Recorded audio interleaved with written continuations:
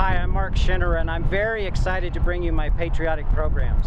I've designed this particular program to deliver a unique and emotional start to a conference, a convention, or even a closing keynote. We're here tonight to talk about heroes. They may be sitting in front of you. They may be sitting behind you. They may be you. In 1812, the United States went to war with Great Britain over their attempt to regulate American shipping and other activities. It was a war that probably shouldn't have been fought. We held the British off for 2 years, although we were a rather weak country, and Great Britain was a strong one. The reason we held them off was because Great Britain was in a life or death struggle with the French Emperor Napoleon. And they didn't have time to fight another war across 3,000 miles of ocean. Meanwhile, Napoleon had been defeated in Russia and in 1813 had been forced to abdicate. So Great Britain turned its attention to the United States and formed a three-pronged attack on the country. The central prong, the most important, was to head for the mid-Atlantic and take Baltimore, the greatest port south of New York. If Baltimore was taken, the United States would be split in two.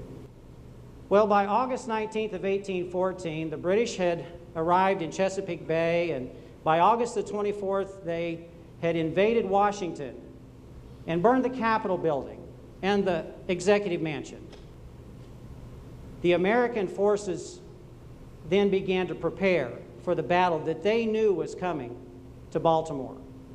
It was going to come by land and sea. The British arrived in the Baltimore harbor, and they faced Fort McHenry, where 1,000 men were waiting. Fort McHenry's guns controlled the harbor, so if they were going to take Baltimore, they were going to have to silence the guns of Fort McHenry and take the fort. Francis Scott Key, Colonel Skinner, and Dr. Beans were on this ship miles away watching this bombardment happen, and they knew that as long as the shelling continued, that the Americans had not surrendered and Fort McHenry was still in the Americans' hands. But at 7 a.m. on the morning of the 14th, there became a mysterious silence.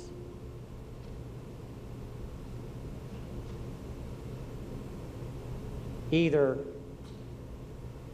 the bombardment had succeeded, and the British flag now flew above the fort, and America might be through as a nation, or the American flag still flew over the fort, and the bombardment had been a failure, and so the United States would survive. And as dawn began to brighten the eastern sky, Francis Scott Key looked to see if he could see that joyous sight of the flag that would take away all the anxiety he had to know what flag was flying over the fort, who was going to win. And as the mist parted and the smoke parted and the sun came up, he saw in the distance that joyous sight of the great flag blowing in the breeze. Well, being an amateur poet and being so uniquely inspired, he began to write on the back of a letter he had in his pocket.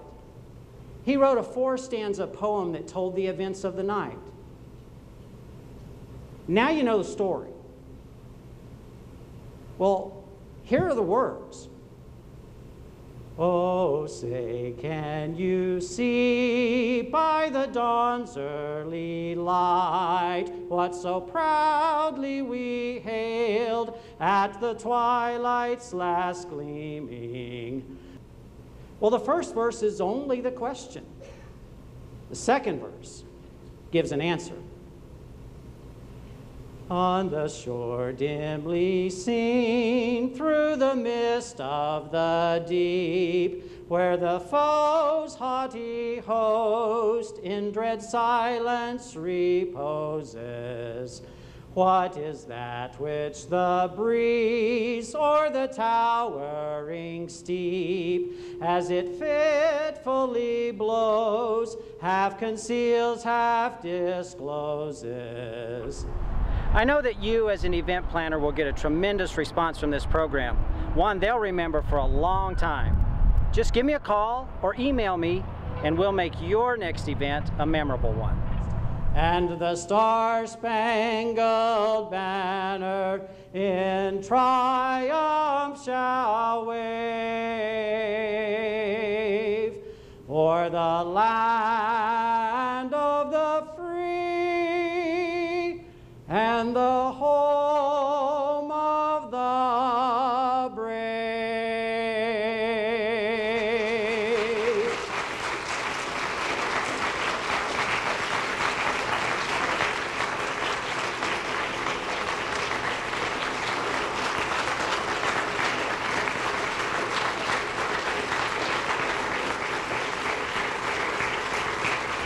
I look forward to turning the ordinary kickoff or keynote into an extraordinary event and give you a standing ovation.